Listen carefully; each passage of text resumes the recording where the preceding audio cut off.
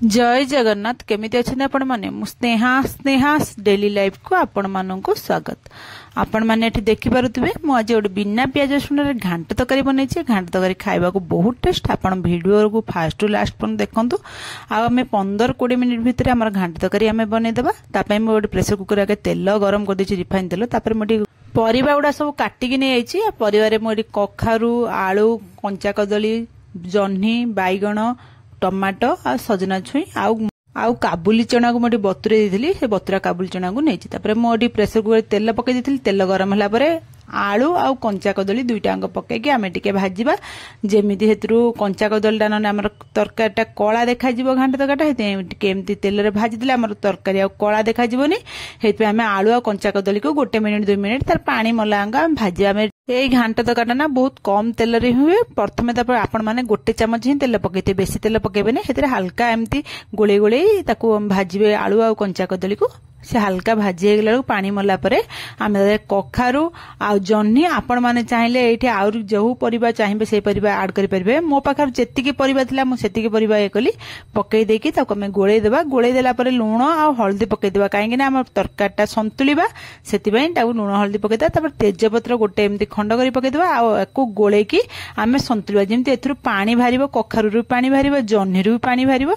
से पानी मला बंता आमे ताको संतुलिबा। देखि पारथि आपण माने केते पानी बाहरुची। एमती पानी बाहरला बंद हम संतुला देखने पानी संतुली अधा हो गला बेलू आम जो काबुली चना को बतुरे रखी ना से काबुली चनाटा पकईदेवा। अदा 1 इंच को एमती ग्रेटिंग कर रखिदेवा। अदा 1 इंच ये पकईदेवा।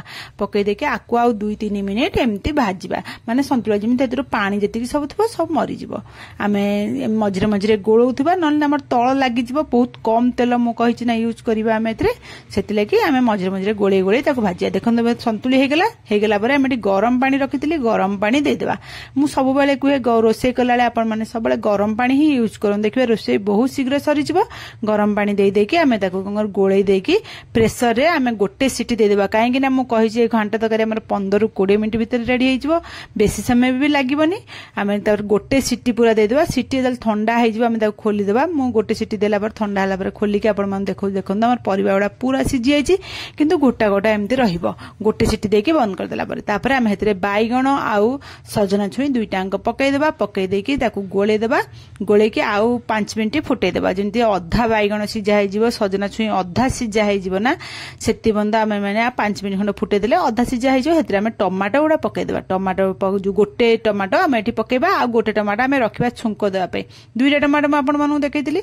1 टमाटो आपण माने एई टाइप रे पकईदेबे। पकईकी ताकू गोलेकी घोड़ेकी छाड़ी देबे। देखंतु एबे हमर देखि पारथबे घांट तरकारी आमे पूरा सिझी गलानी। आ आमे बेसी समय सिझा दरकार नहीं। आमर एतिकी सिझारे आम गैस ऑफ करदेवा। आउ गोटे प्यान चला बसईदेवा। गैस ऑफ करके से प्यान ने रिफाइन तेल अल्प टिके पकईदेवे। आपण बेसी तेल पकेबेनी अल्प 2-3 चामच रिफाइन तेल पकईदेवे। रिफाइन तेल गरम होला परे आम हेतरे लंका सुखिला लंका 2-3टा पकईदेवा। आ जीरा गोटे बड़ चामच जीरा पकेबे। आ फुटण अध चामच जीरा फुटण को आपण माने कंजूसी करी पकेबेनी। देखिबे अधिक पकेबे। आ घांट तरकारी देखिए बहुत बढ़िया टेस्ट लागिबो। तापरे आम से जीरा फुटण फुटी गला परे आम अदा 1 इंच आ कंचा लंका 2-3टा छेचिकी रखिथिबा। अदा आ कंचा लंका छेचा पकईदेबा। पकईदा गोले देबा। तापर हेंगु एठी गोटे पिंच ठारू टिके अधिक हेंगु टिके पकईदेबे। हेंगु पकई देला परे आम टमाटो गोटे आम हेठी सिझेला बेले पकईथिले। आ गोटे टमाटो जो मु कहिथिले रखिथिबे बोली से गोटे टमाटो को छोट छोट करी काटि देथिबे। से टमाटो को एठी पकईदेबे। पकई देकी ताको गोलेबे जेमि टमाटो टिके हल्का दबी जिवो। आपण माने सेमती टमाटर पानी अंश बाहरिबा और टमाटर हल्का दबी गले आपण माने जानिबे हमर मसला हे गला बोले। देखंतु बे टमाटर हमर दबी गला। मु एठी 1 चामच जीरा गुंड 1 चामच धनिया गुंड आ 1 चामच लंका गुंड पकईची।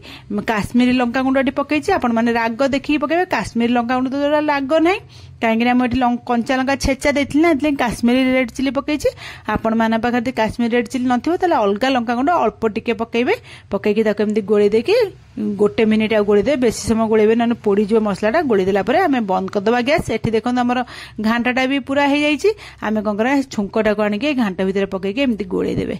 गोळे की से जो भल भाव आम आ गोटे मिनिट आपको फुटेबा कहीं आम छुंकटा जमी भल कर घांट भितर मिसीज ये कौन कर गुड़ टिके पकई अल्प छोट खंडे गुड़ पकईदे आईटी संबर मसला गोटे चामच पकेबे यहाँ के स्किप करेंगे आपण मैंने घांटे संबर मसला पकई देखूँ घांटा संबर मसला भी बिना पियाज रसुण घांट तो आम बिना पियाज रसुण तैयार करमती संबर मसला पकईकी करूँ देखिए मत कमेंट माध्यम निश्चय जानवे केमी लगुच यार टेस्ट तापर आम भजा लंका गुंड आ भजा जीरा गुंड लंका गुंड अल्प टिके पकेबे किंतु जीरा गुंड पूरा गोटे चामच पकेबे भजा जीरा गुंड तक अलग अलग आम भाजिकी गुंड कर रखिथिबो जीरा गुंड गोटे चामच पूरा पकेबे लंका गुंड अल्प टिके पकेबे पकेकी गोली देला परे आम एठी नड़िया छोट छोट करी काटिकी रखिथिबा नड़िया टाकू पकेदेबा नड़िया पकई देकी भल भाव गोलेकी आम घोड़ेकी 5 मिनिट खंड रेस्ट देदेबा जमी सब मसला छुंक जमी भल भाव घांट भितर मिसीज तापर आम कौन करें बाढ़ी आपण मानू देखा आपण देखिले ही जापारे तरकारीटा केते टेस्ट होतो परिबा गुड़ा सब गोटा गोटा रहिबो किंतु खाइबा को बहुत बढ़िया लगे यही टाइप मंदिर में घांट तरकारी तैयारी हुए आटा खाइबा को बहुत बढ़िया लगे आज रेसिपी आपण मानू यदि भल लगे ताले मो चैनल को लाइक शेयर सब्सक्राइब निश्चय करेंगे आपण मैंने लाइक आउ सब्सक्राइब कले मत मोटिवेशन मिलिबो मु आगो को आपण मान नुआ नुआ भिडियो नहीं आसबे आपण मैंने एठू देखिले ही जापारे घांट तरकारीटा केते टेस्ट सतरे बहुत बढ़िया टेस्ट रोचे काली आपण मान नुआ रेसिपी नहीं आसबी जय जगन्नाथ।